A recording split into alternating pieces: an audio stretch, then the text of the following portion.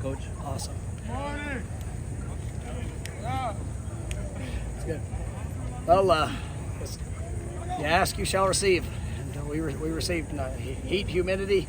I thought it was a good, physical, tough day. I thought the guys, they battled. At the end of the 4-day stretch. Yesterday, it was actually one of our most explosive practices that we've had from last year to even so far this year. So it was definitely coming off of that. It was the right setup for what we wanted for today, and everything worked accordingly. And we were definitely hot and humid today, and put guys in tough situations, short yardage, goal line, physical practice. Saw some good things on both sides. Offense was able to have some explosive runs, a couple big plays. Defense, both their neck in some critical situations. Back on the goal line. That's what we want to see. You want to see that back and forth.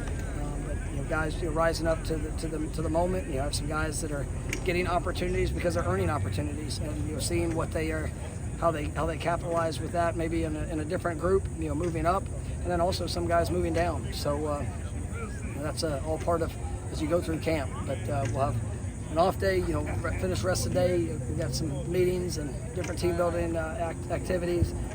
Tomorrow we'll have meetings here, and then head back to Tallahassee, and then everything building towards the scrimmage on Saturday.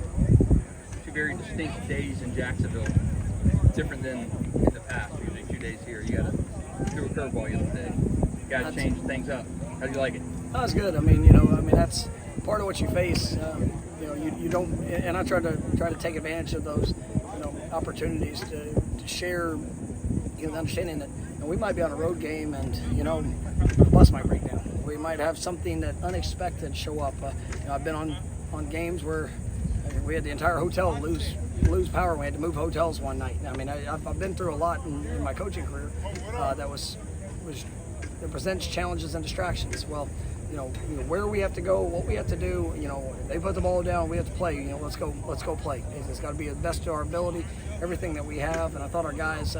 Embrace that, and I thought there were some good opportunities to even coach and push that here in the last 2 days here in Jacksonville. What do you really want to see out of the group when you guys hit to the field for the second scrimmage? Just improvement.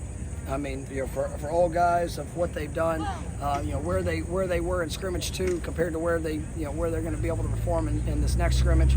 I want to see guys that in that moment that are going to be able to go out there and execute and perform. Because hard work, we talk about it a lot around the program.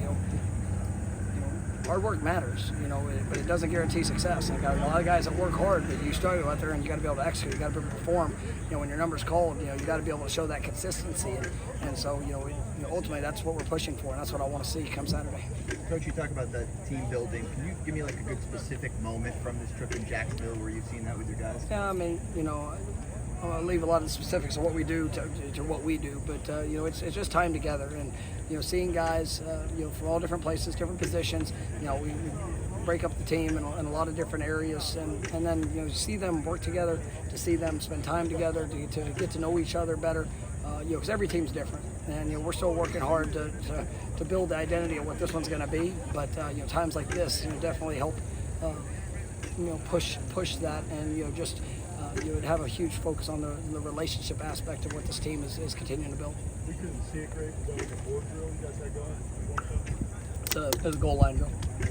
How'd you feel like the physicality? Oh, I loved it. That was great. Energy, you felt the energy. From the players, coaches. It was definitely some guys that stood up in their moment, and but it was good work. Mike, what's your assessment of where the receiving corps is at this point? I think they're continuing to grow, improve. I'm really excited. I think we've got some guys that have really established themselves as go-to type players, and now it's what is that rotation? What is that? The guys are going to be able to go out there and make an impact on Saturdays. Who's that going to be? And for however long you've been here, for whatever that's been, it comes down to going out there, executing, making the play when you have the opportunity, and. So I'm excited to see the continued growth, but definitely been great improvement. I've had some big plays the last couple of days, and seeing guys really pushing to rise to the occasion. We asked about him, I think, last week. Brian Courtney, is that someone who's taking advantage? You mentioned guys taking advantage of opportunities. 100%. That's a great. I think Brian. I said it out there on the field. You know, the guy has something about him. I mean, he's got the it factor of being smart, you know, working hard, having talent and ability, but, you know, just a grit of pushing to get better. And, you know, he's going to be a guy that's going to help his football team a lot this year. And I mean, in a variety of different roles, different ways, but, you know, he is very proud of him. You know, you've seen I think everybody's seen the jump and continued improvement with Kyle.